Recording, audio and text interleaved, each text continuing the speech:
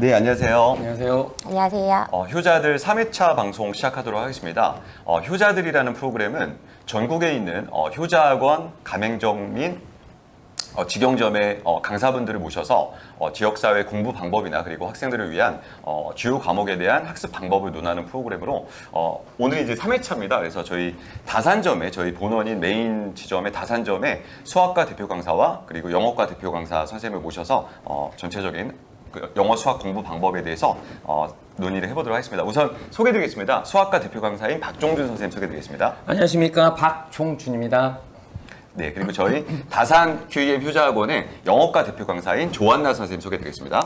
네, 안녕하세요. QEM 학원의 조한나입니다.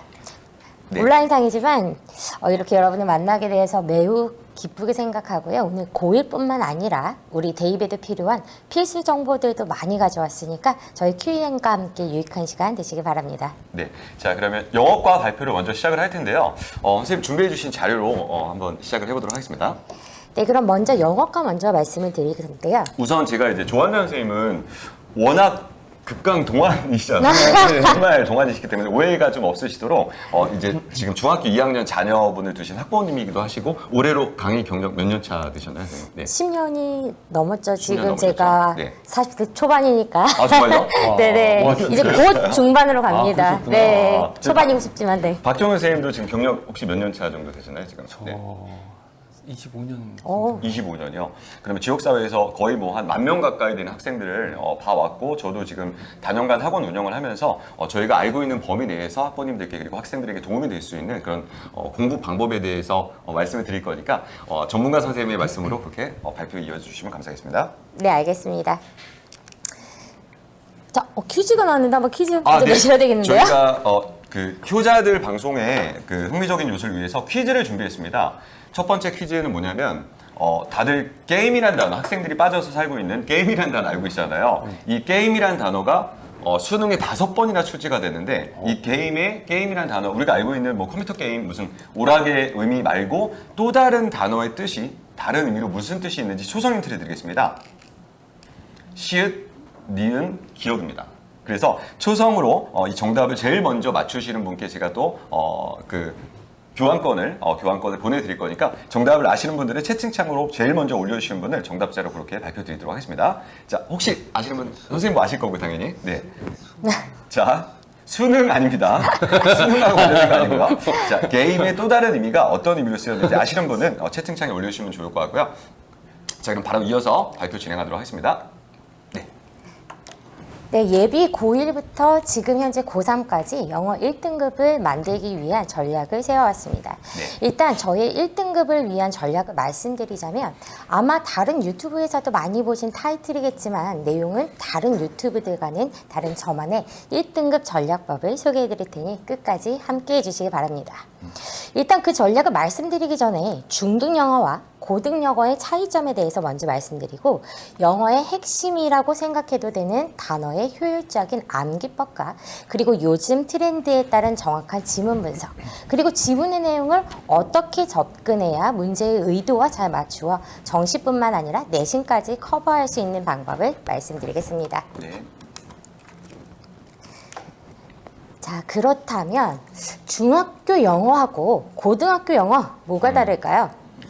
일단 네. 어휘가 많이 어려워지는 것 같고요. 그쵸. 그리고 중학교 텍스트에 비해서 제가 보기에는 고등학교로 올라가면서 한 10배 정도 그 지문의 양이 그렇죠. 늘어난다라고 생각이 들거든요, 저는. 네. 맞아요. 네. 크게 우리 네 가지로 구분을 하자면요.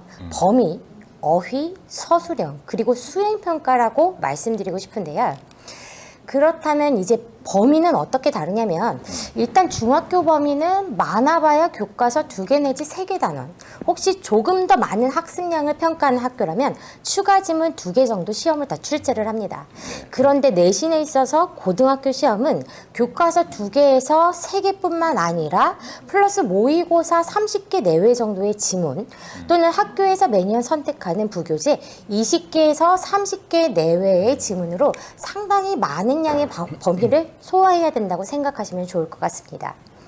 중학교에서의 어휘에서는 한 단어가 대부분 한 의미로 쓰이죠. 맞습니다. 근데, 예. 네, 근데 고등학교에서는 한 단어가 여러 개의 다른 의미로 해석이 됩니다. 네, 지금 방금 선생님 말씀해 주신 것처럼 다이어가 많잖아요. 그래서 네네. 지금 아까 제가 그 퀴즈 내드렸던 정답을 올려주셨는데 네. 게임이란 단어가 사냥감이란 단어 쓰였거든요. 아, 네네. 그래서 사냥감이라고 올려주신 최영민님 감사합니다. 그래서 저희 그 효자학원 번호 내선 번호 1599-8884번으로 내선 번호 2번을 눌러주셔서 정답자임을 밝혀주시면 저희가 그 상품권 교환권을 보내드리도록 할 거고요. 그 선생님 말씀해 주시는데 잠깐 제가 네. 추가로 좀 설명을 드리자면 네. 수능 기출문제에서도 descending attribute라는 단어가 명사로 쓰여서 사실 이제 대부분의 아이들이 attribute 하면 attribute A to B에서 네네. A를 B의 탓으로 덕분으로 돌리다 이렇게 동사의 뜻으로만 알고 있는데 맞아요. 이 attribute라는 단어가 명사로 쓰이면 어떤 속성 네네. 이런 의미가 있거든요. 그래서 그 에어백이 사실 자동차에 장착되어 있는 에어백이 좋은 점도 있지만 가끔은 잘못 터져서 타격감을 주기도 하고 아이들에게 위험하기도 하다 이런 내용의 글의 제목이 주제가 뭐였냐면 내용 자체는 너무 쉬웠는데 영어로 지문에 뭐라고 써 있었냐면 descending attributes of airbags 이렇게 써 있었거든요. 그러면 네네. descending attribute 하면 descend가 내려가다는 뜻이니까 그러니까 이게 역기능이라고 해석을 해야 되거든요. 네네. 에어백이 오히려 역기능이라고 해석을 해야 되는데 대부분의 아이들이 지문 해석은 잘 해놓고도 attribute라는 단어의 명사, 속성이라는 단어를 몰랐기 때문에 틀렸었던 그런 경험이 있었습니다. 그래서 선생님 말씀해주신 네. 어휘에서의 또 다른 의미로 해석되는 다이어들도 충분히 좀 꼼꼼하게 익혀주기를 당부드리도록 하겠습니다. 네, 그래서 이제 제가 뒤에 PPT 자료에 말씀하신 자료 비슷한 부분을 만들어서 한번 이따가 정말요? 네네 보여드리도록 하고요. 그렇다면 일단 이렇게 한 단어가 여러 개의 다른 의미로 해석이 되면 말씀하신 대로 문제를 풀 때 내가 생각했던 의도와는 다른 주장을 펼치는 경우가 꽤 많습니다. 그리고 한 단어가 여러 품사로 사용되는 경우가 많아서 해석에 꽤 시간이 걸리는 경향이 있습니다. 그래서 단어가 가지고 있는 품사의 뜻이 매우 중요합니다.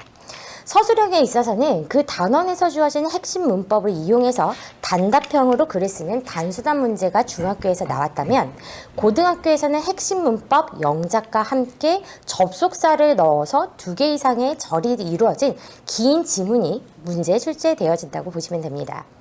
그리고 마지막으로는 중학교 수행평가는 저희가 그냥 단어 시험이나 또는 프린트 검사 등으로 간단히 이루어져 있지만 고등학교에서는 주제에 대한 10문장 이상 긴 지문 쓰기에 더해서 주어진 문법의 조건 안에서 문장을 만들고 그 주제에 관한 PPT를 만들어 영어 발표까지 해야 하는 경우가 많다고 생각해 주시면 될 것 같습니다. 자, 그래서 제가 요약을 한번 해봤는데요. 요약해서 말씀드리면 차이점은 아까 말씀해 주신 대로 시험 범위에 있어서 학생들이 느끼는 체감이 5배에서 크게는 10배까지도 증가를 합니다. 맞습니다. 단어는 그 단어의 동의어에 관한 품사를 추가로 암기해야 하고 더불어 많은 새로운 고등 단어를 습득해야 하고요. 서술형에서는 접속사를 이용하여 2개 이상의 복문으로 된 긴 지문을 영작해야 하고 단답형이 아닌 길어진 지문에 대비하여 문법에 따른 문장의 작문 연습이 필요합니다. 자, 그러면 영어의 핵심 단어를 최소한으로 잊지 않고 외울 수 있는 암기법을 제가 한번 만들어 와봤는데요. 정말 선생님 PPT가 너무 잘 만드신 것 네, 같아요. 감사합니다. 선생님 혹시 공대 출신이신가요? 제가 학부는 공대고 석사는 이제 영어 봉사로입니다. 네. 지금 역대 봤었던 PPT 중에 가장 근데 잘 컴퓨터를 그렇게 잘 만드신 것 못하는 컴공가고요. 네네. 자, 일단 단어에 있어서 제가 저렇게 분류를 해봤는데 이제 영어의 핵심 단어를 최소한으로 잊지 않으려면 단어는 크게 저희가 어근이라는 부분 앞쪽에 프리픽스, 우리 쉽게 접두사라고 얘기하죠. 그거랑 뒤쪽에 서픽스, 전미사로 이루어져 있습니다. 이때 접두사는 어근에 붙어서 새로운 단어를 만들고 그렇다면 그에 반해 전미사는 어근의 뒤에부터 다른 품사를 만들어낸다고 보시면 됩니다. 그리고 제가 이제 30%라고 표시한 부분이 바로 어근인데요. 단어의 중심이 되어서 실질적 의미를 가지는 최소 단위라고 보시면 됩니다. 단어에서 이제 가장 어려운 부분이 이 혼동하기 쉬운 중요 단어 앞 밑에 25% 보이시죠? 비슷하게 생겼지만 접사에 따라 달라지는 혼동 의미에 대해서 확실히 알고 있어야만 영어에서 1등급을 맞을 수 있다고 생각해 주시면 좋겠습니다. 그렇죠. 고등학교 영어 시험에서는 말씀해 주신 이런 프리픽스나 서픽스 이런 걸 이용하거나 정말 혼동될 만한 어휘들을 네네. 많이 출제하시잖아요. 맞아요. 그리고 이제 문맥상 알맞지 않은 그런 단어를 찾는 그런 부분에서도 선생님이 설명해 주시는 이런 어근을 통한 혹은 접두사, 접미사를 활용한 단어 암기법이 굉장히 중요하게 작용할 것 같습니다. 네. 그래서 여러분이 조금 이해하기 쉬우시라고 제가 이렇게 나눠봤는데요. 일단 처음에 어근에 대해서 알아볼게요. 이제 첫 번째 제가 예시 단어 리터라는 단어는 글자라는 뜻의 의미를 하는데요. 리터럴 글자 그대로의 리터레이트 읽고 쓸 줄 아는 literature 문화나 또는 문헌 literally 문학의 이렇게 글자를 의미하는 단어가 대부분이라고 생각을 하시면 되고요. 리터라는 단어가. 맞습니다. 그래서 literature 하면은 문학이 되고 네네. literacy라고 하면은 읽고 쓸 줄 안다라는 어떤 문해력을 뜻하는 단어가 되니까 이 맞아요. 두 단어가 스펠링이 뒤에만 다르고 앞에 어근이 똑같잖아요. 네네. 그렇기 때문에 둘 중에 선택형 어휘로 문제가 많이 출제된다는 맞습니다. 부분. 네. 네.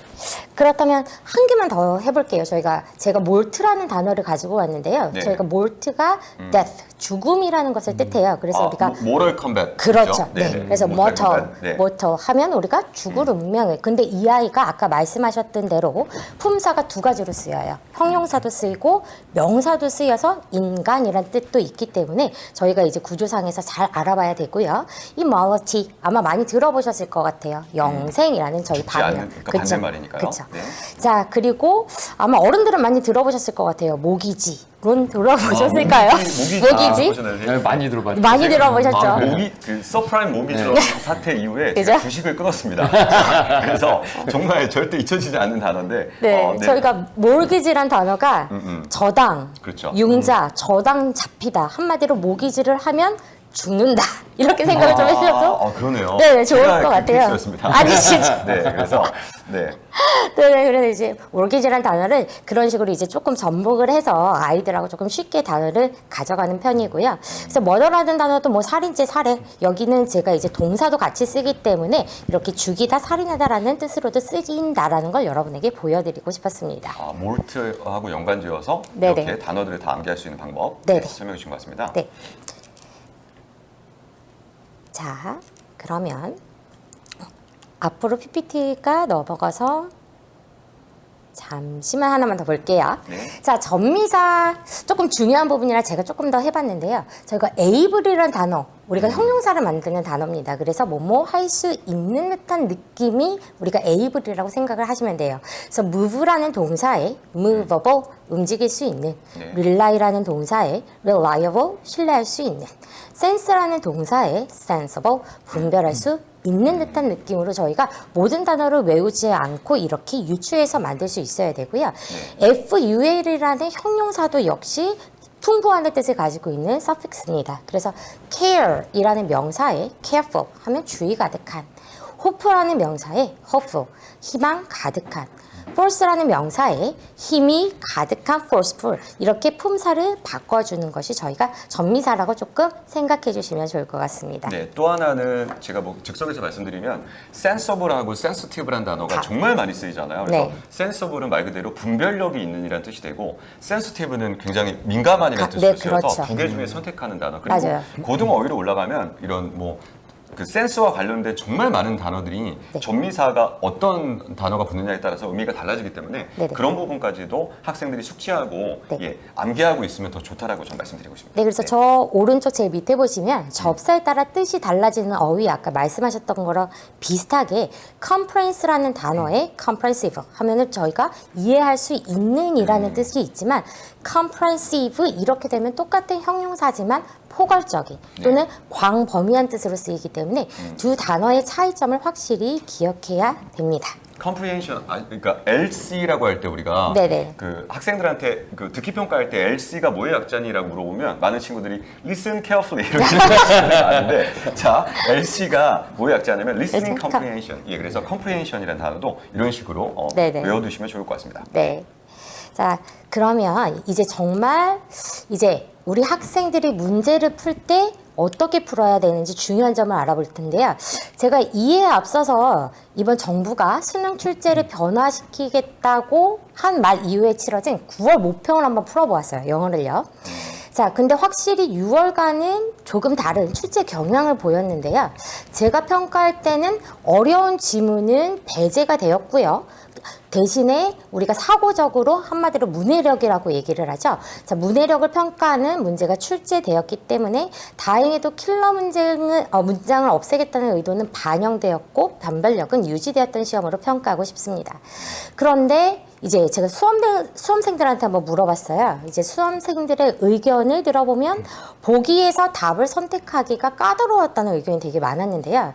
이것은 보기가 까다롭다라기보다는 제가 생각할 땐 주어진 본문에 대한 정확한 문장 이해나 또는 읽기 훈련이 부족했던 것이라고 말씀드리고 싶습니다. 그렇다면 이제 저의 분석법을 한번 설명해 드려 볼게요. 자, 지금 보시는 지문은 2024년 EBS 특강 중 6강의 주제 파악하기 문제예요. 지문이 생각보다 되게 길죠. 자, 근데 이 지문은 겨우 5개의 문장으로 이루어져 있어요. 그러니까 문장의 개수가 적다는 것은 한 문장의 길이가 길어진다는 것을 의미하는데요. 이럴 경우 문법 구조에 맞춰서 잘 잘라서 주어, 동사, 관계를 정확하게 파악하는 연습이 필요합니다. 자, 그래서 조금 전에 봤던 글을 제가 1형식에서부터 5형식까지 맞게 잘라서 동사 부분이나 접속사의 부분이 눈에 두드러지게 이렇게 분석을 해봤는데요.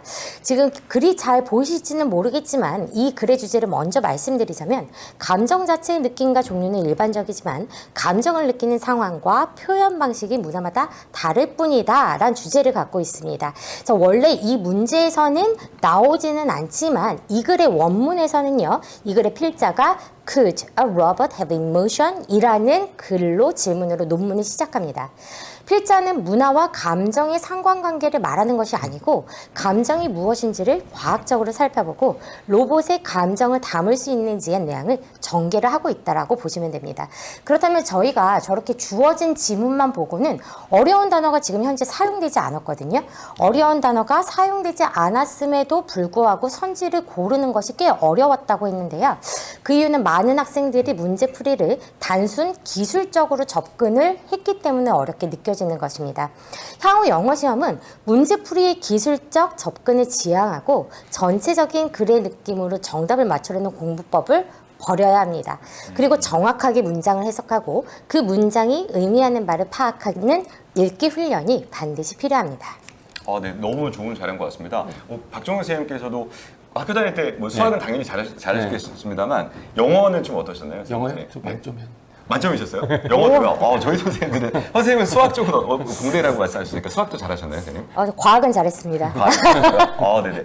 이게 뭐 다시 말씀드립니다만 지역 사회를 대표하는 학원이고 사실 저희가 남양주 다산에 위치한 학원인데 저는 자신 있게 말씀드릴 수 있는 부분이 뭐 두 선생님 같은 경우는 뭐 다산 지역이 아니라 남양주 지역이 아니라 뭐 정말 뭐 서울의 특정 지역 어느 지역에 가더라도 그 지역 사회에서 가장 뭐 수업을 잘하시는 분들 중에 한 분이 아닐까 싶고 중요한 부분은 실력도 실력이지만 정말 노력을 많이 하시는 분들입니다. 그래서 뭐 시험 기간 같은 경우는 뭐 밤샘 작업 뭐 정말 뭐 매주 시험 기간 동안에 하실 정도로 그런 시험 대비 자료 오늘 준비해 주신 것만큼이나 그런 교재 같은 경우도 시험 대비 자료도 아이들에게 뭐 정말 유의미한 아이들이 학습을 할 수 있게끔 도움을 줄 수 있는 그런 자료집들을 정말 정성을 들여서 만드는 선생님으로 그렇게 소개드리도록 하겠습니다. 네, 감사합니다.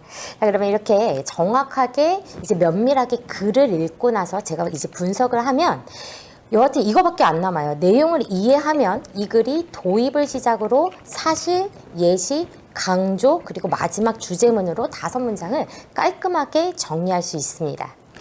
자, 그러면 제가 여기까지는 모의고사 및 수능을 위한 공부 방법을 저희가 말씀을 드렸다면 내신은 저희가 봤던 이 지문들에 대한 변형 문제를 정말 많이 풀어봐야 됩니다. 그래서 이 자료처럼 이 글의 내용과 일치하는 것은 또는 어법 문제와 저희가 접목시켜서 A, B, C의 각 네모 안에서 어법에 맞는 표현으로 가장 적절한 것은 고르시오 등으로 바뀐 문제를 많이 풀어봐야 됩니다. 방금 지금 분석해 주신 지문을 변형 문제로 네네, 변형 문제로 네네, 변형 문제를 이제 제가 만든 거고요. 네. 이 문제를 이제 아이들에게 많이 풀게 해야 저희가 이제 시험을 볼 때 내신 준비를 충분히 할 수 있습니다. 맞습니다. 그리고 저는 또 추가로 말씀드리면 첫 번째 단어 considerable이라는 단어가 있잖아요. 네네.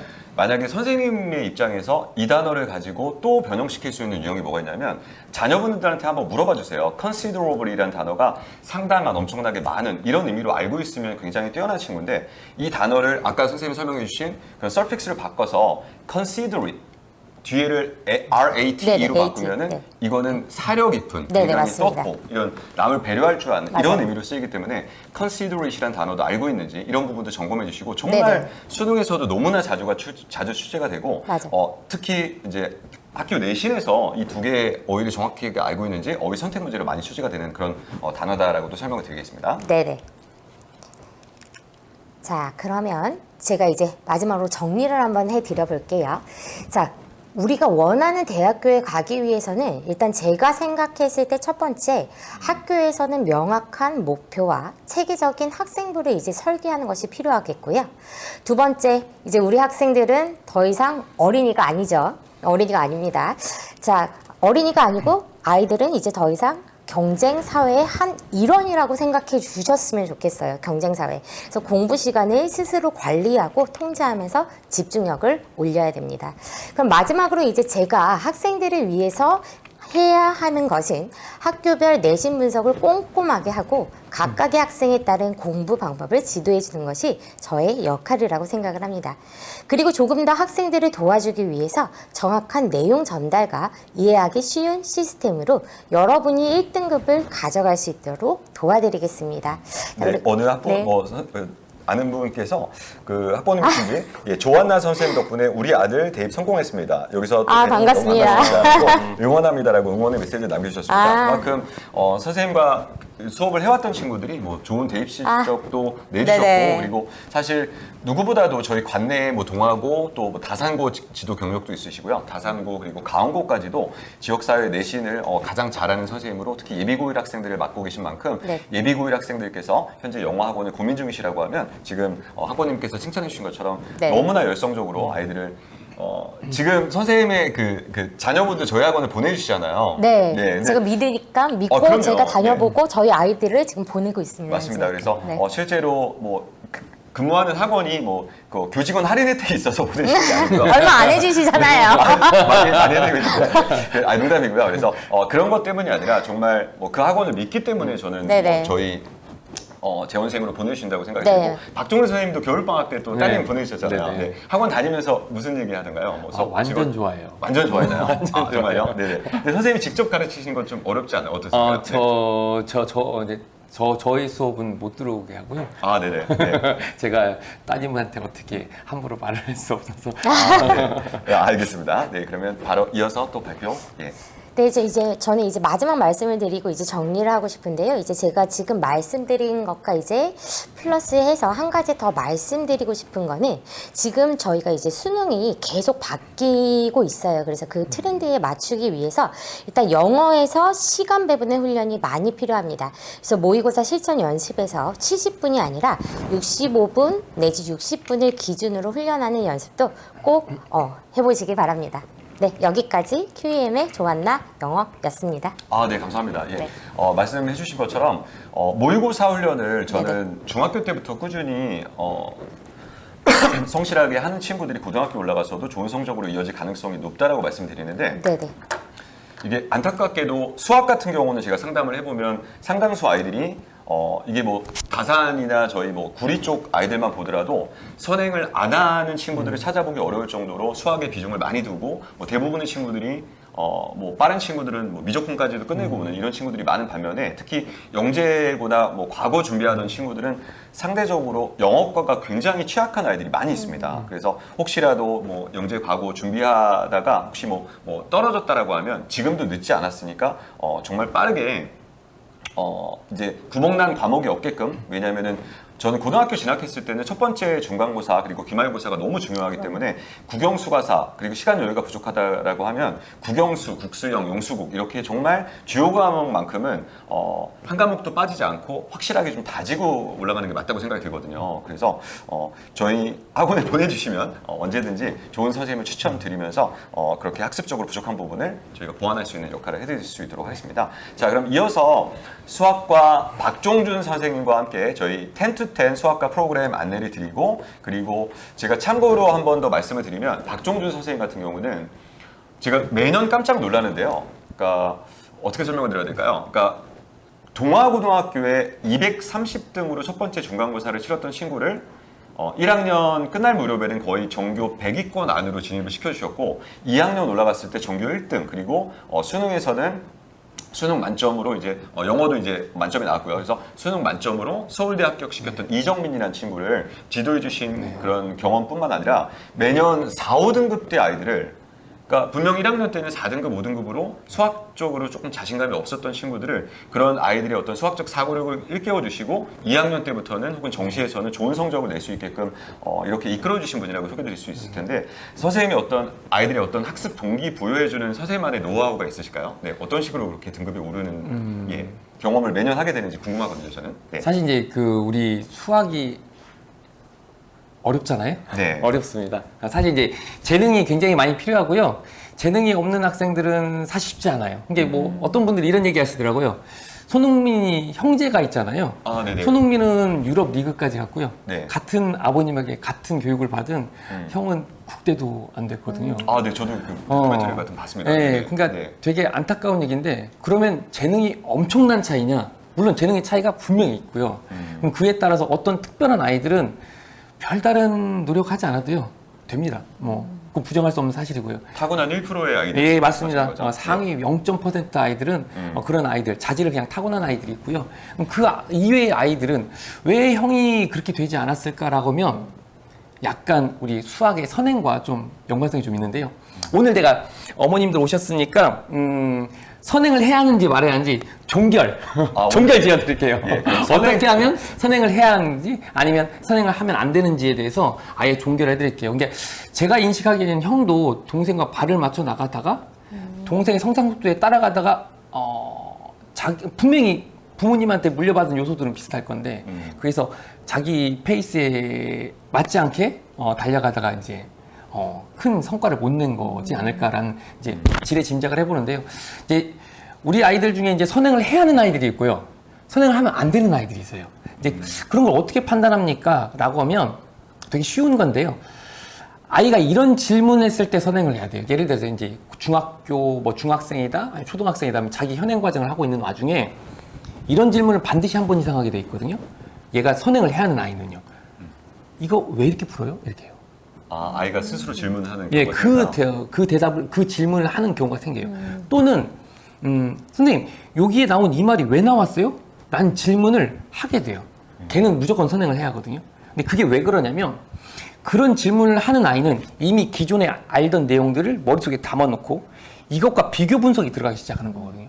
그럼 그런 아이들은 이 현행 과정을 충분히 이수했다라고 하면 선행으로 그냥 나가도 얘가 그걸 몸에 체득시켜 버리거든요. 근데 이렇게만 질문하는 애들이 있어요. 수학 문제 안 풀면 이거 어떻게 풀어요? 또 이제 문제입니다. 선생님 이거 어떻게 풀어요? 네, 아 좋아요. 또 어떻게 풀어요? 그래서 이제 문제를 계속 단순하게 하는 거죠. 이제 그런 경우는 선행을 하면 얘가 사고 체계가 완전히 망가져서 이제 어느 정도는 이렇게 되죠. 아까 이제 영어과도 그렇지만 수학과도 또 마찬가지인데요. 중학교 때랑 고등학교 때랑 공부해야 할 양과 내용들이 엄청 많아지는데, 이걸 단순 암기를 한다라고 하면, 물론 이제 저랑 같이 근무했던 국어 선생님이 서울대 법대 출신이셨는데, 그분이 저 10년 전에 가르쳤던 아이 이름을 기억하시더라고요. 저희 반에. 10년 뒤에 만났는데. 근데 그런 천재는 그냥 단순 암기해도 돼요. 그건 어떻게 할 말이 없어요. 방법이 없는데, 보통 사람들은 외워야 할 양이 많으면, 머릿속에 입력되는 양이 많으면 잊어버리는 양도 많아집니다. 그러니까 공부를 막 그냥 문제량을 마구마구 늘려서 그걸 외우다 보면 어느 순간 까먹고 있어요. 그러니까 계속 효율이 떨어지는 공부를 하게 돼 있거든요. 그러니까 기본적으로 얘가 기존의 내용들과 새로운 내용들을 접목시켜서 새로이 기억해야 할 것만 쏙 골라서 기억하고, 이제까지 공부했던 걸 유기적으로 머릿속에서 체계를 만들 수 있는 아이는 선행을 가고, 그게 아니다. 그럼 얘가 지금 단순 암기하고 있는 애들은 이걸 지금 분석하는 역량이 지금 안 돼 있는 거거든요. 그럼 그런 아이들은 막 선행을 시키면 어쩔 수 없이 단순 암기만 하게 되죠. 그래서 이제 수학 문제란 게, 어떤 아이들은 이제 초등학교 때, 중학교 때 공부 잘했던 애가 고등학교 가서 잘하는 애들이 있죠. 이유는 아주 간단합니다. 수학 문제라는 것도 뭐 다른 문제도 마찬가지겠지만 수학에 나온 조건, 그다음에 묻는 거를 조건과 묻는 거를 분석해서 이 분석이 가장 중요한데 이 분석하는 과정이 초등학교의 문제들과 중학교 문제들과 고등학교 문제 내용은 다르잖아요. 다만 그게 들어간 성질과 공식과 연산의 양이 달라질 뿐이거든요. 그러니까 이미 초등학교, 중학교 때 이런 사고체계, 아까 말씀드린 왜 이렇게 해야 돼요? 라는 질문과 이 부분이 왜 나왔어요? 라는 걸 이미 분석할 수 있는 아이는 공식하고 성질만 딱 들어가면 문제가 풀려버리죠. 부진계 이런 표현들 많이 쓴단 말이에요. 선생님들이 하나를 가르치면 열을 안 해? 당연하죠. 공식 하나가 적용되는 문제가 몇 개인데요. 그러니까 그런 원리가 파악되지 않는 상태로 부담스럽게 막 양을 치면 애가 그런 분석할 능력이 안 되니까 선행을 그땐 절대 하면 안 되고요. 근데 그런 질문을 던진 아이가 성취도가 나왔다. 그럼 선행해도 괜찮아요. 어차피 그냥 공식 몇 개를 더 외우는 것 뿐이에요. 그런 아이들은 빠르게 해서 모든 이제 공부를 빨리 끝낼 수 있는 아이가 되는 거죠. 그래서 선행을 하는 아이와 안 하는 아이. 간단한 질문. 왜 이렇게 풀어야 돼요? 선생님 이 부분 왜 나왔어요? 이 두 가지 질문을 하는 아이냐 아니냐만 판단하셔도 깔끔하게 정리가 됩니다. 다만 이제 여기 윈터에서 선행 프로그램은 좀 다릅니다. 그럼 이제 안타깝게도 제가 이제 수업을 하면 80% 이상의 아이들, 오는 아이들, 80% 이상의 아이들은 왜요? 이렇게 안 물어봐요. 물어볼 역량이 아직 안 돼요. 80%나 돼요. 네, 80% 이상이에요. 그러니까 얘네들은 이제 중학교 때 내신을 잘 맞기 위해서, 시험을 잘 보기 위해서 같은 문제를 반복으로 돌렸어요. 얘 아직 이 질문이 굉장히 익숙해요. 이거 어떻게 풀어요? 이거 어떻게 풀어요? 그래서 그 문제를 이제 개념을 설명하지 않고요. 문제만 풀어줘도 애가 이상해하지 않아요. 개념 설명 없이 그냥 네, 이 문제 이렇게 푸는 거야? 찾는 데만 집중하는 그렇죠. 거죠. 그러니까 네. 이렇게 푸는 게 답 나오네. 그리고 이제 더 중요한 거. 자, 이렇게 풀면 빨라? 그럼 굉장히 좋아해요. 왜 그러냐면 이제 계산하는 힘듦까지도 다 없애줬으니까 그럼 얘는 뭘 하냐? 계속 계산만 하죠. 근데 안타깝게도 이제 고등학교 올라가는 이 시점이 되면 얘가 이제 대학을 가야 돼요. 대학을 보내야 돼요. 그럼 이제 얘가 그런 사고 체계가 안 갖춰졌다고. 부모님이 되게 오해하실 수 있는데 왜요란 질문을 하는 데까지 걸리는 시간이 최소한 1년 이상 걸립니다. 사고 체계가 바뀌는데 시간이 굉장히 많이 걸려요. 그거를 이제 아까 원장이 말씀하신 그런 아이들은 그거를 1학년 때부터 잡고 그거를 계속적으로 옆에서 확인하면서 계속 그렇게 생각하도록 계속 옆에서 강요하는 거예요. 얘가 그냥 단순한 게 하면 안 돼. 너 왜 이렇게 했어? 라고 네가 질문할 때까지 그걸 계속 확인하게 만들어요. 그 작업을 했기 때문에 얘가 점점 속도가 빨라지는 거죠. 수학의 속도가 빨라질 뿐만 아니라 거의 대세수 과목의 속도가 빨라져요. 어쩔 수 없어요, 그게. 뭘 그렇게 생각하는 아이들이. 그래서 이제 그렇게 되지만 지금은 이제 어쩌거나 그런 습관이 안 된 아이들도 이제 현실이 바로 내신이잖아요. 네. 학교 가자마자 내신을 못 맞으면 대학을 갈 수가 없잖아요. 물론 이제 정신한 방향성이 있긴 하지만 우선 당장이 급하단 말이에요. 그러면 이제 이런 아이들에게 어떻게 그럼 너는 그냥 1학년 내신 포기하고 2학년 내신 포기하고 해라? 이거 말도 안 되는 얘기잖아요. 저기 학원이니까 뭔가 대책을 강구해 줘야겠죠? 그래서 만든 게 수용성 5단계 프로그램입니다. 그 네. 프로그램은 좀 이따가 설명드리도록 할게요. 그러니까 저도 너무나 안타까운 부분이 사실 중학교 3학년 때 저희 학원에 문의를 많이 주시잖아요. 네. 중등과정을 어느 정도 마무리하고 타 학원에서도 선행을 어느 정도 하고 온 친구들이 대부분 저희 입학 테스트를 치르게 되는 시기가 10월 달에서 11월 달에 가장 많은 친구들이 저희 학원 쪽에 문의를 주시고 테스트를 보는데 제가 분석을 해보면 한결같이 대부분의 아이들이 뭐 특정 학원의 탑반에 있는 친구들은 수원 수투는 2바퀴 이상, 뭐 빠른 친구들은 미적분까지 끝내고 오는 친구들도 굉장히 많은데 사실 막상 저희 테스트를 보고 나면 네.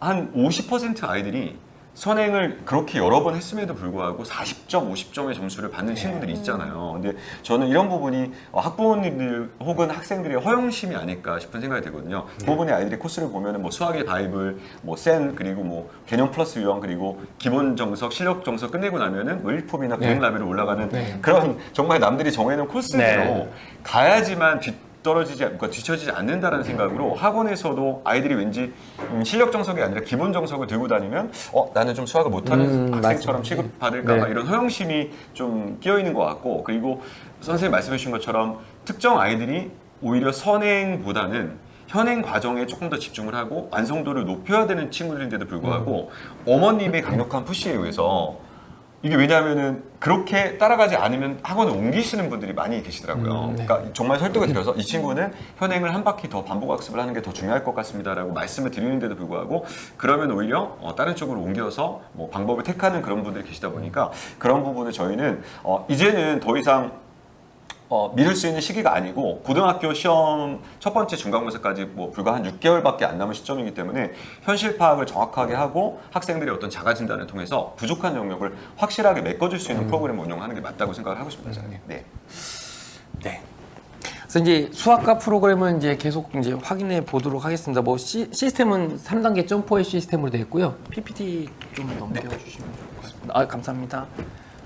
그래서 이제 아까 말씀드린 이제 상위권 아이들은 그렇게 사고 체계가 된 아이들은 뭐 당연히 선행까지 해서 수능 준비를 미리 끝내놔야죠. 근데 또 이제 되게 중요한 게 내신의 문제도 수능과 굉장히 밀접한 관계를 갖고 있는데요. 이제 동아고다, 와부고다 뭐 이런 이제 상위권 학교들은 당연히 가온고도 사실은 마찬가지긴 한데요. 뭐 가온, 뭐 다산도 일부 문제는 마찬가지예요. 이게 1학년 때는 그냥 막 나오거든요. 그냥 나와요. 왜 그러냐면 1학년 범위는 수능 범위가 아니니까요. 그냥 나와요. 어떤 문제가 어렵게 나올 수 있고 뭐 쉽게도 나올 수 있는데 2학년 때가 딱 되는 순간에 와부고 동아고 어느 학교든 다 똑같은 패턴으로 가요. 왜 그렇죠? 수능 범위라서 수특 뭐 이런 수능 교재들 있죠? 그게 기준이 돼줍니다. 근데 거기에 어울리는 문제들을 그 문제들을 다룰 수 있는 사고 체계가 된 아이들이 굉장히 내신에서 훨씬 더 유리하게 되죠. 자, 그래서 이제 우리 이런 단계들을 우리가 이해하기 위해서 프로그램이 이렇게 구성되어 있죠. 우리 이제 11월 6일부터 3주 코스, 그다음에 2단계 11월 27일부터 30일까지 5주 코스, 그다음에 이제 수능 윈터 8주 이렇게 구성되어 있는데 네. 이게 뭐 기간이 문제가 아니라요. 이제 여기 윈터 3단계로 이렇게 구성해 놓은 게 이제 아까 말씀드린 이제 첫 번째 이게 5단계 수용성 강화라고 해서요. 단계를 5단계로 좀 나눴습니다. 아까 말씀처럼 이제 사고 체계가 되는 아이들은 이제 상위 단계부터 시작해서 좀 더 깊이 있는 사고 체계를 완성시켜서 뭐 이미 2학년 때 수능 단계 시험 문제, 수능보다 더 어려운 문제도 많이 나와요. 이게 그 시간 안에 수능제로 출제됐을 때 고3 애들 풀 수 있을까라는 시간 이상의 문제를 때려 넣어서 그걸 풀게 만들거든요. 그러다 보니까 이제 보시면 아시겠지만 와부 같은 경우는 이제 1등급 컷이 70점 뭐 이렇게 나와버리죠. 그렇죠. 네. 못 푼다는 얘기예요. 전교 1등이 80점 이렇게 나와버리니까 못 풀 걸 알고 그냥 막 넣는 상태라서 어쨌든 그런 아이들 완성시켜 놓으면 뭐 지존의 성적을 받을 수 있을 것 같아서 그러니까 시험 난이도가 어려울 때는 사실 동아고도 그렇고 네, 와부고도 맞습니다. 그렇고 30점 이하의 점수를 받아오는 친구들이 한 절반 정도 되는 시험이 네네, 있잖아요. 맞습니다. 실제로. 네. 그러니까 그런 부분을 빠르게 대비를 하는 게 맞다라고 네, 맞습니다. 말씀하신 예. 거로. 그래서 이제 아까 말씀드린 수준과 상관없이 본인이 자기에 맞게 수용할 수 있도록 5단계로 좀 구성되어 있고요. 그다음에 이제 이게 좀 문제인데요. 사실 강사의 자질이 좀 문제입니다. 강사의 자질. 뭐 제가 잘났다가 아니라요. 이게 연구가 너무 안 돼 있어요. 그래서 잘못 알려진 오개념들이 정말 많거든요. 그러니까 잘못 배웠으니까 얘가 잘못된 걸로 문제를 풀면 그냥 때려 맞추게 돼 있어요. 왜 그런지 정확하게 이해할 수가 없는 상태가 되는 그런 상태가 되거든요. 그래서 강사의 자질을 잘 갖춰서 정확한 개념 정립을 좀 해야 할 것 같고요. 그건 좀 더 설명드릴게요. 네. 그다음에 이제 하나는 이제 우리가 지금 내신하고 수능을 같이 자꾸 연결해서 말씀드리는 게 우리가 이제 여기 설명회 이게 들어오셨으면 관심이 있으셔서 오셨을 거 아니에요? 나는 우리 아이를 열심히 학원을 보내서 지방대를 보내야지 이런 마인드로 오시진 않았을 거라고 그렇죠. 저는 믿습니다. 아니, 학원비가 워낙 비싸나요? 학원비 저도 이제 아이 학원 보내지만 비싸요. 뭐 지방에도 물론 좋은 대학이 아니, 있긴 아니, 합니다만. 포항공대 뭐 이런 거 네. 좋죠. 근데 만약에 뭐 열심히 해서 저기 배제대 뭐 이런 데 가면은 이거 진짜 고칼 노릇이죠. 그러니까 기본적으로 타겟은 우리 공부의 타겟은 인서울권에서도 그다음에 좀 상위권, 중뭐 하다못해 건대, 세종대 뭐 실패해도 건대 이상은 좀 가져줘야 네. 그래야 의미 있는 공부가 될 건데. 건동 홍수까지를 보통 이제 서울소재 상위 15개 대학으로 예, 맞습니다. 아이들이 인식을 하는데 예. 이제 정말 저는 말씀드리고 싶은 게 고3이 되면요. 고3 때 되면은 이런 한국 지리에 능통하게 생각하는데 예를 들어서 뭐 원주에 가면 치악산만 유명한 게 아니라 무슨 상지대학도 있구나 그죠. 이런 지리적인 그런 대학교 위치들을 고3 때 대해서 많이 깨닫는 친구들이 있는데 저는 무조건 이제 뭐 사실 그 2호선 내에 있는 대학을 그쵸. 목표로 한다라고 하면 아이들이 지금부터 철저하게 좀 준비를 하고 네. 오늘 특히 이제 수학 과목이 가장 중요한 과목인 만큼 박종준 선생님께서 설명해 주시는 부분을 좀 이렇게 귀담아서 좀 들어주시면 좋을 것 같습니다. 그래서 이제 내신하고 수능을 같이 이제 내신을 준비할 때 동시에 좀 공부하는 가장 큰 이유 중에 하나가 논술 시험 체제가 좀 바뀌었습니다. 작년부터. 그러니까 논술이 그 교과 범위를 넘어가는 그런 문제가 안 나오기 시작했거든요. 수능 단계와 동일한 방식이에요. 그러니까 좀 이따 보여드리겠지만 수능 문제의 조합 또는 수능 문제 응용 뭐 이 정도 생각하면 되거든요. 그러니까 정상적으로 깔끔하게 이제 내신과 수능을 공부했다면 그러니까 논술을 언제 보냐면요. 수능 끝나자마자 바로 다음 주에 보거나 뭐 연대 같은 경우는 바로 한 달 전에 보거든요. 그러니까 논술을 따로 준비하거나 그러려면 수능이 또 안 되고 수능을 준비하려면 그런 딜레마들이 생긴단 말이에요. 그러나 얘네들은 수능과 논술을 동시에 준비할 수 있는 그런 체제가 돼 있어서 기회들이 넓어졌죠. 이게 아까 말씀드린 상위 15개 대학들은 이제 정시하고 그다음에 논술 두 개 합치면 50%란 말이에요. 그러니까 내신도 잡아가면서 정시 논술까지 다 잡을 수 있는 아주 좋은 기회여서 그것까지 같이 설명드리도록 할게요. 네. 뒤로 가야겠네요. 아까 수용성 5단계란 게 이런 겁니다. 그러니까 각각마다 이제 보통은 부모님이 레벨로 생각하시는데요. 이게 수학상 기초 혹시 보이시나요? 수학상에? 네. 기초, 핵심, 다지기, 심화, 최상위. 어찌든 간에 수학을 하려면 제일 첫 번째 접근해야 할 게 계산을 해서 답을 쓰긴 써야 돼요. 굉장히 단순한 작업인데 지루하고 단순한 점이 계산 용역이 반드시 들어가야 하거든요. 그래서 이거 단계를 어떻게 만들었냐면요. 기초 단계는 개념이 아니에요. 그냥 계산이에요. 근데 계산해서 답이 나와야 애도 이게 사실 중노동이거든요. 수학이. 중노동 했는데 계속 틀렸대요. 이거 할 짓이 안 돼요. 10개를 막 미친 듯이 계산했는데 틀려서 다시 해. 그럼 이게 감옥에 gathin 듯한 그쵸. 느낌이거든요. 네. 뭔가 이게 동글뱅이 잘했구나 이런 느낌을 받아야 해서 기초반에서는 이제 계산 영역만 기본적으로 하고요. 핵심반부터가 이제 기본적으로 아까 사고 체계를 기르는 방향성인데 이 핵심반에서부터는 이제 수학이 어떤 식으로 바라봐야 되는지 강사의 자질이 되는 사람만 저기 반에 들어갈 수 있어요. 그러니까 가르치는 부분을 예. 충분히 아이들의 사고력을 키워줄 수 있고 개념을 설명을 정확하게 해줄 수 있는 부분만 예. 이 반에 배치가 된다. 근데 좀 이따 이제 5개년 보시면 아시는데 부모님도 착각하고 계셨을 거예요. 그러니까 그러니까 수학 문제를 풀 줄 안다가 강사를 할 줄 안다랑 쌤쌤으로 이해하는데요. 문제를 풀 줄 안다는 건 조교예요. 저희 반 조교들이 제 수업 조교들이 문제를 풀 줄 아는 거고요. 그거를 어떻게 해석하고 전달할 수 있느냐까지가 완성돼 있어야죠. 그래서 핵심반부터가 이제 그런 개념들이고요. 저기 최상위로 가면 아까 말씀드린 그냥 타고난 재능의 아이들. 재능충 친구들. 네. 재능충 네. 그런 아이들이죠. 그래서 단계별로 아이들이 빠르게 저거를 그 윈터까지 단계별로 차고 올라갈 수 있도록 그렇게 5단계로 수상, 수화, 수원, 수투 이렇게 다 구성되어 있다는 점 말씀드리고요.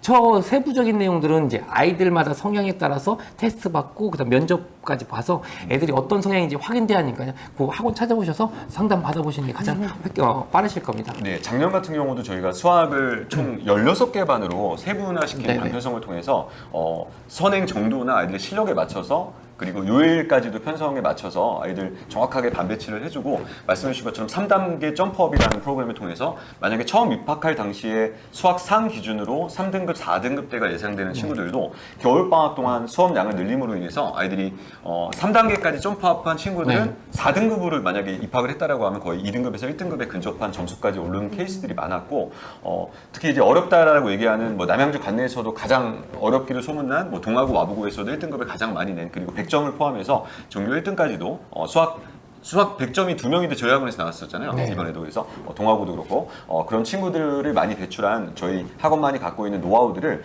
이번 예비고1 학생들 대상으로도 저희가 프리윈터라고 해서 선생님 말씀해 주신 것처럼 1차 개강을 11월 6일부터 그 다음에 11월 6일부터 진행을 하고요. 2차 개강을 아마 한 번 더 12월 달, 그러니까 11월 말경에, 11월 말경 27일이나 28일경에 2차 개강을 기말고사 끝나고 나서 참여할 수 있는 친구들까지 기강을 해서 이제 11월 6일부터 11월 30일까지 이 8주 동안을 저희가 프리윈터라고 명칭을 붙여서 평소보다 수업량을 수학 기준으로 2배를 늘려서 진행을 하는 프로그램이라고 보시면 될 것 같습니다. 그래서 1단계, 2단계 점프업을 이 과정 동안에 아이들이 경험을 할 수가 있고요.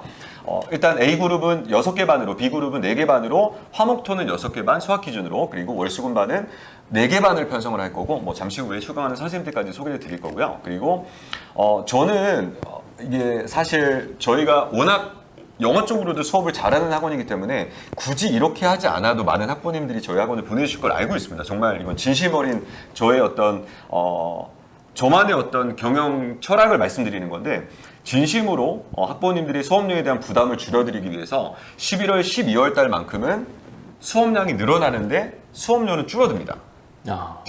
이런 학원이 드물 겁니다. 거의 없을 거예요. 그래서 수학이 원래 기준 수업료가 뭐 정해져 있다라고 하면 수업을 2배로 늘렸으니까 수업료를 2배로 인상이 되잖아요. 근데 기존 수업료보다 더 낮아지게끔 올해는 수업료의 수학 기준으로 혹은 영어 기준으로 영어 수학을 2과목 수강했을 때 8주 동안에 2달분의 수업료는 평소 대비 45% 할인돼서 제목을 845라고 845라고 이렇게 제목을 붙여서 수업료에 대한 부담도 확 줄여드린다는 부분도 좀 강조를 드리고요. 그래서 많은 시청하시는 학부모님들께서 저희 학원을 좀 추천해 주시고 또 직접 와서 수업을 들어보고 나면 왜 이렇게 이제 뭐 극찬하는 이유가 있고 선생님들이 진가를 직접 느낄 수 있다고 생각을 하고 있습니다. 그래서 저희 간단한 광고도 잠깐 진행을 해봤고요.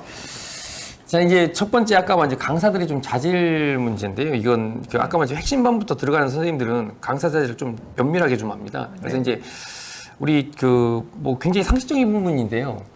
이제 잘못된 오개념들이 많기 때문에 이제 철학 문제들이 매년마다 이제 학교들 뭐 동아고도 그렇고 와보고도 그렇고 철학 문제들이 출제되는데 철학 문제들 되게 어려워하거든요. 사실 근데 저거 너무 쉬워요. 그냥 답이 그냥 써 있는 문제예요. 근데 저게 왜 어렵냐면 저런 문제 유형이 어마어마하게 많아요. 특히 이제 이 수학 상 기준으로 한다면 아이들이 이제 딱 질문해 보세요. 그러면 넌 어디 선행한 아이들한테 기준으로 물어보면 너 어디가 어렵니? 라고 물어보면 대다수 아이들이 공부를 정말 제대로 배운 애가 아니면 다 이렇게 해요. 나머지 정리요. 그 다음에 도형이요. 이렇게 얘기해요. 이 문제는 그러면은 전국에 있는 모든 그러니까 고1 학생들에게 똑같이 적용을 할 수 있는 네, 맞아요. 설명이 되겠죠. 네, 대다수 아이들이 지금 아까 말씀드린 정확하게 공부를 안 해서 정확하게 공부를 배우지 않아서 지금 저런 문제들이 계속 발생하는 거거든요. 근데 이 동네만의 문제가 아니라 전국 어느 학교도 다 마찬가지일 겁니다. 기본적으로 이제 제가 이제 부모님들의 질문을 좀 드려보면 써지나요? 저기? 안 써진다. 우선 이제 말로만 설명드릴게요. 이제 부모님들이 오셔서 설명해 하시면서 칠판을 이렇게 같이 하면서 하면 되게 재밌는데 우선은 첫 번째 이제 부모님들이 아이들을 체크할 수 있는 이 써지나요? 이 써지는 거 잠깐 나오면 참 좋을 것 같은데. 지금 이제 여기 제가 이제 5개념들을 좀 약간 설명을 좀 드릴게요. 이제 기본적으로 우리가 부모님들이 그 개념이라고 부르는 부분을 공식이라고 자꾸 착각을 하세요. 공식 불려줄 거면 그냥 책 보고 하시면 돼요. 그걸 굳이 학원까지 찾아와서 강사한테 배울 필요가 없어요. 책에 다 써 있는데요. 그 좋은 풀이 알고 싶으면 그냥 답안지 보면 돼요. 근데 그 정도로 연구해서는 저 이제 아까 핵심반에 들어갈 수는 없을 것 같고요. 기본적으로 이제 나눗셈이 애들이 제일 어려워하니까 이 부분부터 좀 잠깐 설명드리면 부모님이 아이를 갖고는 테스트 해보시면 돼요. 자, 우선 첫 번째 이제 나눗셈을 했을 때 목을 먼저 구해야 할까요? 나머지를 먼저 구해야 할까요? 선생님, 안나 선생님 혹시 나눗셈을 할 거예요? 목부터 구해야 돼요? 나머지부터 구해야 돼요? 그냥 생각했을 때는 목부터 구해야 될 것 같은데 물어보시는 거 보니까 나머지부터 구해야 되지 않을까요? 네, 맞습니다. 감각 좋으신데요. 네. 역시. 이게 다 사람들이 되게 착각한단 말이에요. 목을 구하고 나머지를 구한다고 생각을 해요. 근데 그게 틀리다는 거를 지금 보여드릴게요. 뭐냐면 칠판 안 나오네?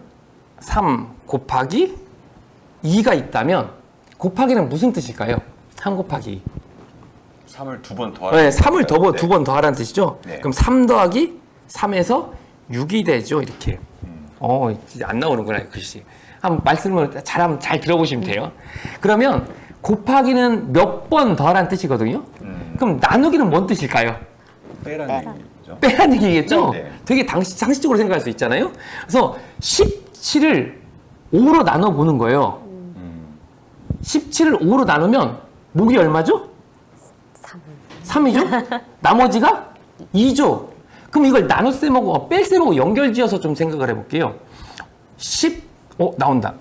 17을 5로 나누면 목이 3이고 나머지가 2가 나와요. 근데 이걸 빼기로 설명해 볼게요. 17에서 몇을 빼란 얘기면 5를 빼란 얘기예요. 5를 빼면 12가 되죠. 다시 또 5를 빼면 7이 돼요. 또 5를 빼면 2가 돼요. 또 5를 빼면 마이너스 3이 돼요. 또 5를 빼면 마이너스 8이 돼요. 언제까지 뺄까요? 계속 뺄 수 있죠? 네. 그렇죠. 근데 왜 나는 언제까지 멈춰야 돼, 이거? 몫이 나눈 아니요. 숫자보다 이 남은 수, 나머지가 남은 수거든요. 빼고 남은 수가 나눈 수보다 작을 때 멈춰라. 그러니까 나눗셈의 유일한 원리예요. 네. 그러니까 나머지가 2가 돼서 빼다 보니까 2가 되니까 5보다 작아졌네? 더 이상 덜 나누지 말아야지? 그럼 내가 몇 번 나눴지? 3번 뺐구나. 그래서 목이 3인 거예요. 그러니까 내가 나머지를 확인하지 않았으면 목이 나올 수가 없어요. 나머지가 맞기 때문에 목이 나온 거예요. 그러니까 항상 애들이 목 구하라고 하면 그냥 목을 막 구하려고 해요. 저는 수식 문제에서도 마찬가지. 그럼 답이 안 나와요. 목을 구하라고 했지만 뭐부터 확인해야죠? 나머지가 맞다는 걸 확인하면 목이 나오게 돼 있어요. 근데 그걸 확인하지 않은 상태에서 자꾸 목을 구하려고 하니까 이제 어려워 이렇게 되는 거죠. 당연히 답 안 나오죠. 그러니까 첫 번째는 뭐냐면 애한테 물어보는 거예요. 너 목이 먼저니? 나머지가 먼저니? 뭐부터 구해야 할까? 나머지를 확인해야 목이 나오는구나를 인식하는 게 가장 기본. 이거 너무 단순한 거라서 여기까지 너무 단순하고요. 그럼 이제 고등 과정으로 올라와서 얘가 선행을 했다. 내가 선행을 정말 제대로 공부했다. 이제 확인해 보시면 두 번째. 지금 나눗셈 했잖아요. 나눗셈. 17을 5로 나눴죠? 17을 5로 나눴습니다. 그럼 이걸 검산식이란 걸 써볼 거예요. 검산식이 뭐냐면 아까 17 나누기 5가 목이 3이고 나머지가 2잖아요. 근데 이걸 이렇게 쓸게요. 나누는 수 곱하기 목 더하기 나머지를 하면 얼마 나와요? 17 나오죠? 바로 나누어지는 수가 나오게 돼 있어요. 그러니까 나누어지는 수 17은 나누는 수 5 곱하기 목 3 나머지 2 이렇게 쓰는 거예요. 이걸 왜 쓰지? 이걸 검산식이라고 부르거든요. 초등학교 4학년 때 배웠던 거.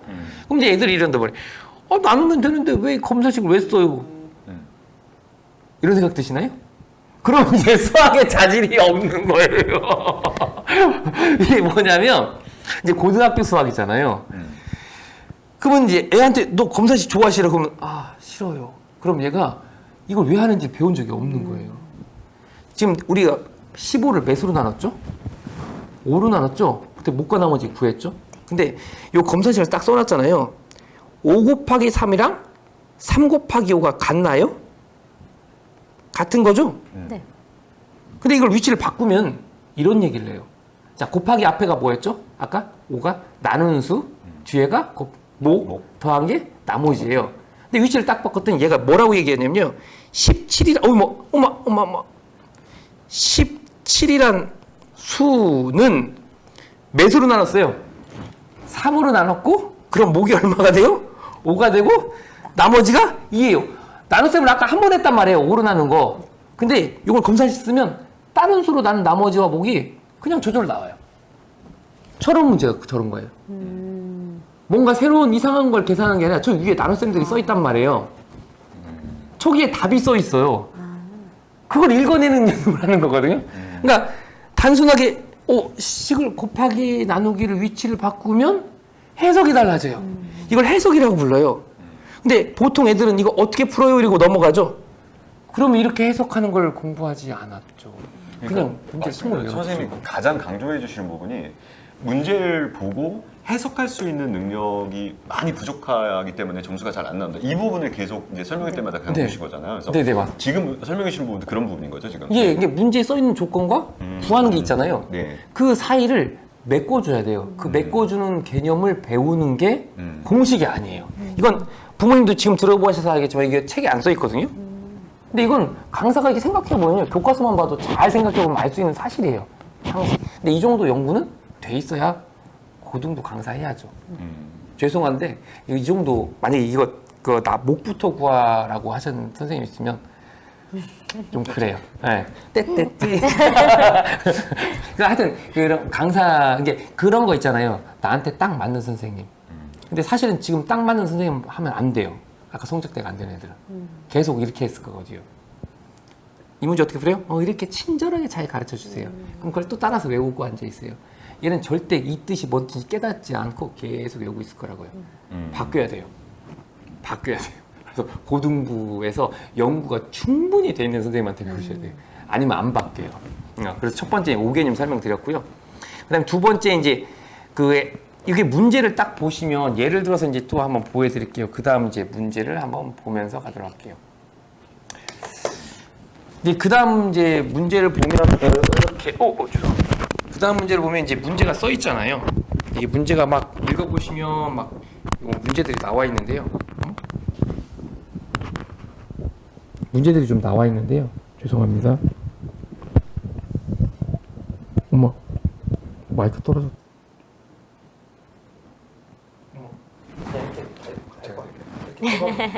감사합니다. 부모님들 지금 44명 와 계시는데 도움될 궁금한 점 있으시면 언제든 말씀하세요. 이왕에 오셨는데 하나라도 좀 도움되는 거 안고 가셔야죠. 네, 궁금한 점은 언제든지 채팅으로 올려주시면 바로 답변드립니다. 이제 여기 문제를 보시면 이게 지금 애들이 이제 공부를 이제 단순하게 하는 애들은 저거 16번 문제 써 있잖아요. 이게 동아고 기출 문제인데 네. 이거 뭔가 계산하려고 해요. 근데 이 수학적으로 가능한 게 있고 불가능한 게 있거든요. 되게 착각하는 것들이 되게 많아서 그거 잠깐 설명드리고 나면 우리 글씨가 써지나 모르겠네요. 네, 써집니다. 써지는군요. 자, 여기 루트 2하고 그 다음에 더하기 루트 2가 있어요. 루트 2 더하기 루트 2는 얼마죠? 2 루트 2죠. 그럼 루트 2 더하기 루트 2가 계산이 된 걸까요? 안 된 걸까요? 계산하지 않았어요. 이게 뭔 소리냐면 아까 곱하기가 뭔 뜻이었죠? 더하기. 두 번 더하라는 뜻이죠. 이거 계산한 게 아니라 루트 2 루트 2란 건 루트 2를 두 번 더해라 그냥 그대로 써는 거예요. 계산하진 않았어요. 그러니까 일반적인 숫자에서 1 더하기 3 유리수들은 더하면 얼마가 되죠? 1 더하기 3은 4가 되죠? 이거 계산돼요. 근데 무리수는 계산이 안 돼요. 불가능해요. 이거 계산할 수 있으면 예를 들어서 루트 2 더하기 루트 3이 얼마다라고 새로운 수를 만들 수 있다면 최소한 수학의 신이 됩니다. MIT 공대 교수가 될 거예요. 저도 이게 항상 궁금해요. 이걸 찾아내고 싶은데 이걸 찾아낼 방법이 있어요. 이거 수학에서 할 수 있는 게 있고 불가능한 게 있거든요. 그 중에 하나가 바로 이거예요. 이건 계산할 수가 없는 거거든요.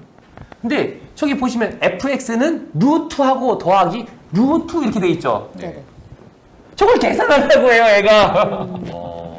근본이 없는 거죠. 수학의 근본을 배운 적이 없어요, 이거. 이게 확 와닿는데요. 그죠. 정말 지금. 계산이 네. 아니라 x 값을 구하는 건데 이제 그러니까 계산을 아이들이 한다. 저거를 루트 x 더하기 루트 x 저걸 계산해서 뭔가를 뽑아내려고 해요. 그러니까 그 선생님 부모 아까 질문 드렸는데 선생님들도 이런 거 안 배우셨을 거예요. 그냥 계산한다고 생각해요. 그러니까 착각이거든요. 근데 애랑 같이 선생님이 같이 착각하고 있으면 안 되죠. 그럼요. 선생은 착각할 정도면 가르치면 안 되죠. 그래서 저거는 절대 계산이 안 된다. 그럼 저게 어떻게 할 것이냐? 첫 문제가 뭘로 보여야 하냐면 그림으로 보여야 돼요. 그러니까 여기 문제가 이렇게 안 나와 있고요. 이렇게 나왔으면 애들이 쉽다고 해요. 저거를 그대로 그림으로 제가 문제를 식으로 안 쓰고요.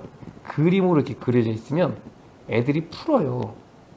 이렇게 하고 y는 x 한 다음에 여기 p점, 그 다음에 한 점, a점 2,3, 그 다음 b점 0,1 이렇게 해서 요 두 a점, b점에서 p점까지 y는 x축의 p점까지 거리의 최소값 구하세요 하면 애들이 대칭하고 계산해요. 아무 생각 없이.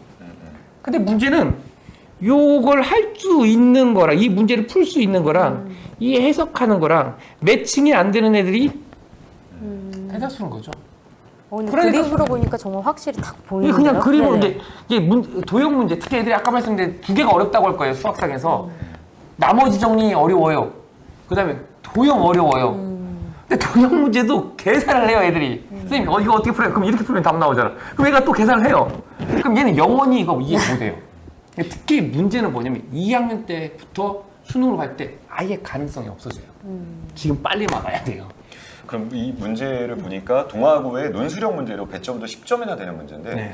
이 정도 난이도의 문제가 동아고에서 출제됐을 때 오답률이 한 뭐 아니면 뭐 저거 네. 오답률 거의 50%였어요. 50% 이상이요? 네, 근데 사실 문제 굉장히 쉽거든요. 네네. 근데 선생님이 원래는 이게 x 저기 루트 안에 x 마이너스 2, x 마이너스 3 보이시나요? 네.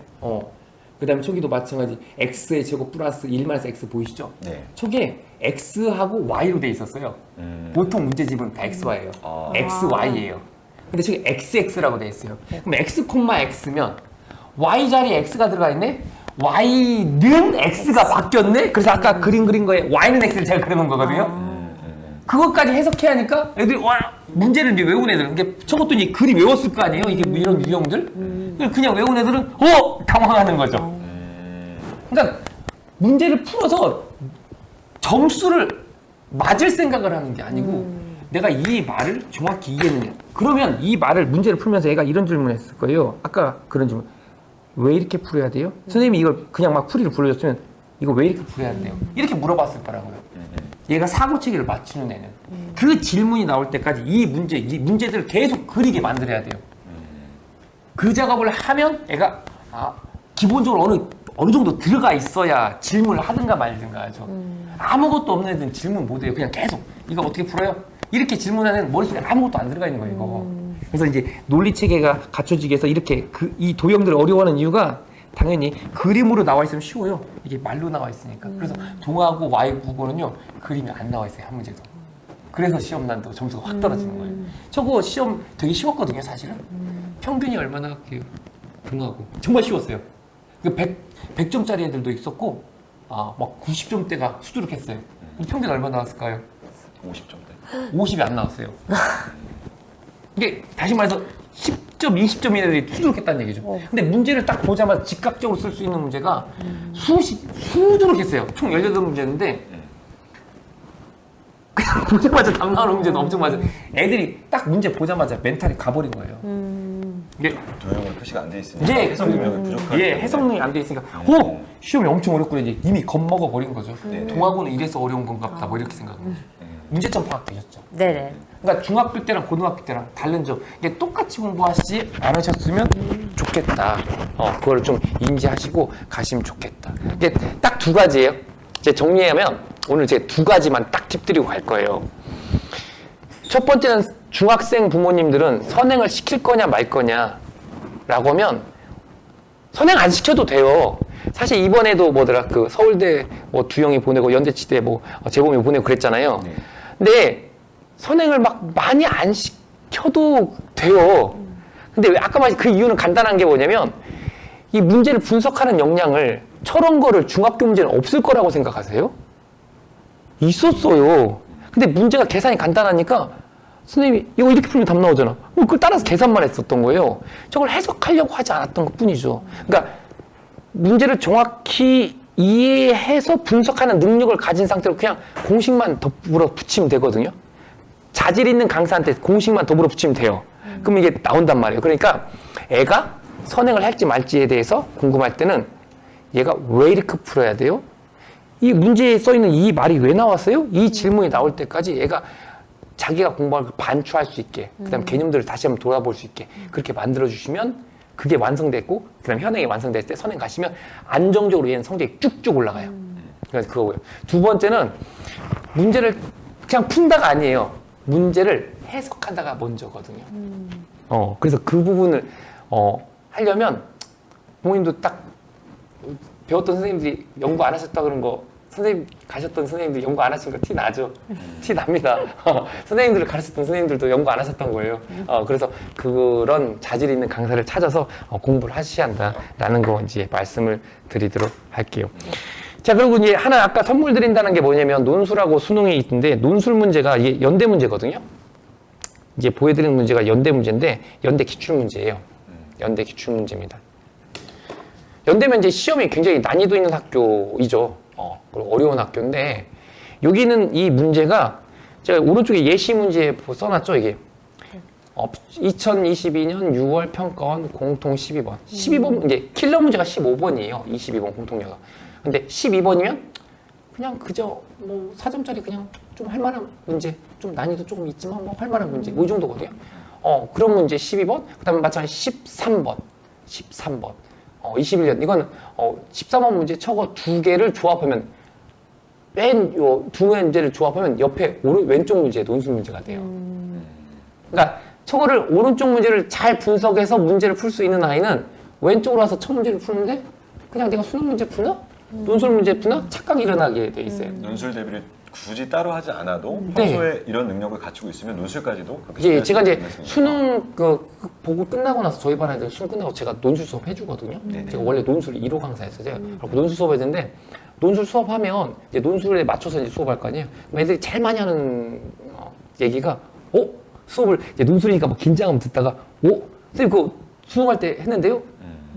내신할 때 했는데요? 이러세요.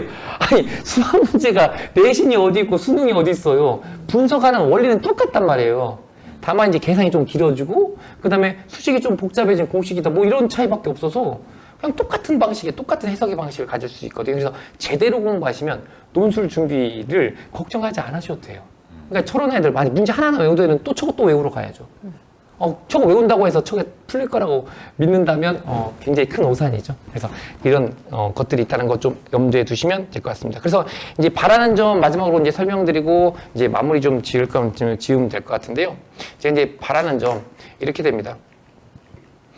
바라는 점은 이제 부모님들이 이제 조금 이제 정말 최상위권 가고 싶잖아요. 우리 아이들이 뭐 남들 들러리로 학원에 앉아 있게 하는 거 싫고 저도 싫어요. 사실 애가 들러리로 이렇게 와 있으면 너무 좀 그래요. 그러니까 얘도 최상위가 될 수 있단 말이에요. 재능이 조금 부족하더라도 지금 시간이 좀 더 오래 걸리는 거지 안 되는 게 아니에요. 템포를 너무 안 맞췄어요. 그래서 템포를 맞추는데 다만 그냥 템포를 느리게 간다고 땡이냐? 그건 아니고요. 문제를 풀 거냐, 문제를 해석할 거냐. 이게 이미 상위권과 하위권이 갈라져 있죠. 아까 설명드렸죠. 문제를 해석할지 못하고 문제 외우시면 점점점 성적 떨어집니다. 그러니까 되게 안타까운 케이스가 예전에 그 윈터 딱 들어올 때 미적분까지 다 끝났던 어떤 아이가 있어요. 그 들어올 때 테스트 보니까 수석이었거든요. 네. 걔가 대학 어디 갈게요? 전 과목이 다 그랬었어요. 카이스트라는 친구 말씀 아니죠? 걔 윈터 딱 하다가 학원을 그만뒀거든요. 하고 이제 다른 학원을 갔었는데 네. 걔 동국대 갔어요. 중3 때 그렇게 잘했는데. 네, 이미 선행으로 그걸 다 끝냈는데. 네네. 근데 그러니까 다 외운 거예요, 걔. 근데 뒤로 가서 공부량이 많아지니까 까먹는 수가 점점 빨라진 거거든요. 본인도 답답하죠. 멘탈 터져버리죠. 그래서 이제 문제를 해석해서 공부할 수 있는 역량이 갖춰지지 않은 상태로 그냥 달달달 얘기하면 아까 제가 말씀드린 이제 저랑 같이 공부했던 서울대 법대 그 천재 선생님처럼 그냥 세상의 모든 진리를 다 외울 수 있다. 약간 그 선생님 약간 자폐기 되게 심했거든요.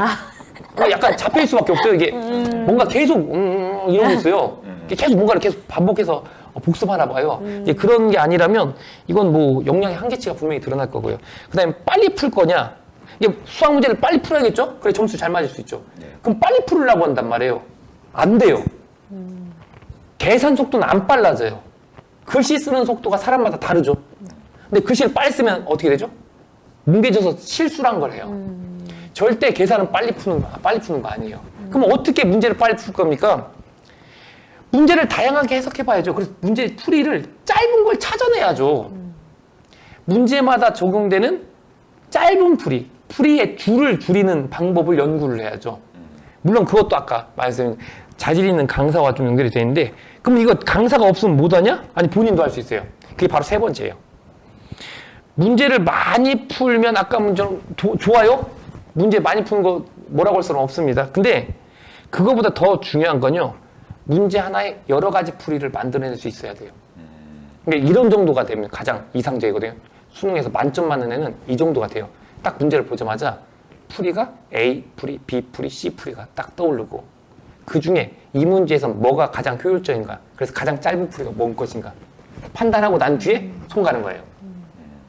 그 와중에 손으로 하는 거 아니죠. 머리로 하고 있거든요. 제발 부탁인데 수학을 손으로 하는 거라고 제발 하지 않으셨으면 좋겠어요. 그 분석을 뭐 이미 머리로 끝낸 상태로 계산 시작해야 돼요. 걔네들만 만점 나오거든요. 그러니까 막 무조건 앉아서 막 계산시키고 있는 거 말고요. 얘가 고민하게 하는 시간을 좀 주셔서 얘가 여러 가지 풀이를 만들고 그 중에 가장 효율적인 게 무엇인지 판단하는, 짧은 풀이가 무엇인지 판단하는 그 시간까지도 충분히 확보돼야 돼요. 물론 애가 집념과 성실함이 없으면 저거 달성 불가능입니다. 하지만 얘가 그걸 갖춘다라면 얘 얼마든지 손흥민 됩니다.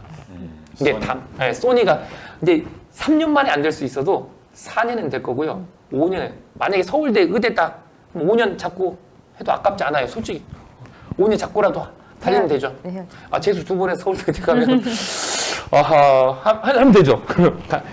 이렇게. 그리고 이제 뭐 이건 지금 이제 공부하는 방법에 대해 설명드렸었는데 이제 뭐 내신 되게 중요합니다. 여기 이제 지역학원이라서 뭐 학교 가서 내신 잘 맞아야 돼요. 그래서 학교에서 내신 때 쓰는 어떤 프로그램들이 좀 있거든요. 뭐 그런 것까지 다 세세히 말씀드리면 너무 시간이 길어졌으니까요. 여기까지만 정리하고 수학 여기에서 마치도록 하겠습니다. 감사합니다. 이게 굉장히 정말 뭐 오늘 시청해주신 분들한테 너무나 유의미한 시간이 됐을 것 같아요. 그래서 자녀분들도 한번 예비고1이라면 특히 지금 오늘 박종윤 선생님께서 설명해주신 문제에 접근하는 방법, 단순히 그냥 공식만을 대입해서 문제 푸는 양만 늘릴 게 아니라 해석하는, 해설을 많이 위주로 공부하는 그런 학습법에 대해서도 자녀분들하고 한 번 더 시청해 주시고 부탁드리고, 저희가 언제나 강조드리는 것처럼 강사의 퀄리티를 넘어서는 교육의 질은 없다라고 저희가 말씀을 드리는데 지금 오늘 발표해 주신 두 분처럼 저희 QM 효자학원에는 이 지역을 대표하는 정말 퀄리티가 높은, 저희 QEM의 약자가 퀄리티 에듀케이션이잖아요. 알고 계셨나요 혹시? 네. 그래서 퀄리티를 승부합니다. 저희는 퀄리티를 네. 승부하는 학원인 만큼 그 정도로 신뢰할 수 있고, 실력은 기본이지만 정말 노력을 많이 하시는 선생님들이 그렇게 근무하고 계신 학원이니까 저희 겨울방학 10-10 그리고 이제 효자학원에 관심이 있는 분들은 저희 독서점이 관내에서 제일 큰 학원으로 5월 달에 개원을 해서 지금 빠른 속도로 성장을 해서 벌써 강좌 수로 지난주에만 73명이 신입생을 들어왔습니다. 지난주에. 그래서 그 정도로 지역 내에서 학부모님들께서도 인정을 해주고 계시고 강좌 수를 지금 거의 한 390명 정도 되는 친구들이 현재 수업을 할 만큼 프로그램을 갖추고 있는 학원이기 때문에 QM 효자학원 혹은 효자학원의 초중등부 혹은 고등부 프로그램과 컨텐츠를 사용하시기를 원하는 분들은 저희가 가맹 사업도 제가 맡아서 하고 있습니다. 그래서 1599-8884 또 한번 깨알 홍보 드리도록 하겠습니다. 1599-8884로 가맹 문의 주시면 자세하게 제가 직접 전화드려서 상담을 드리도록 할 거고요.